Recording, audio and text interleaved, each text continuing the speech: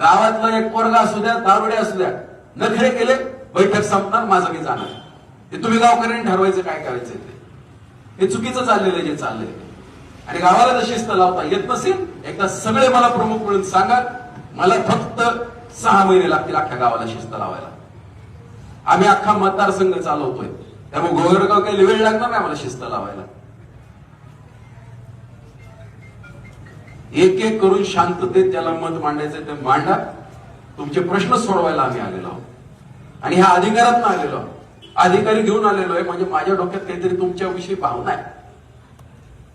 मी काही तुम्हाला विनंती करायला आलो नाही, आज मी तुमचे प्रश्न सोडवायला आलोय. कोणता लोकप्रतिनिधी करतो?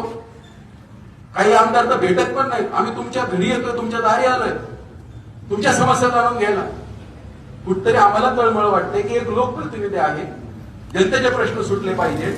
आणि ही जर अशी चेष्टा मस्करी करायची असेल ना, रात्री 10-10:30 वाजतात आमच्या सगळ्या अधिकाऱ्यांना घरी जायला.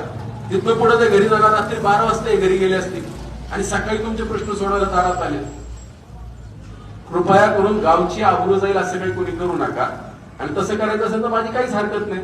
आमचे बोटावर रोज ते कार्यकर्ते ते आम्हाला भेटत असतात, कामं करून घेऊन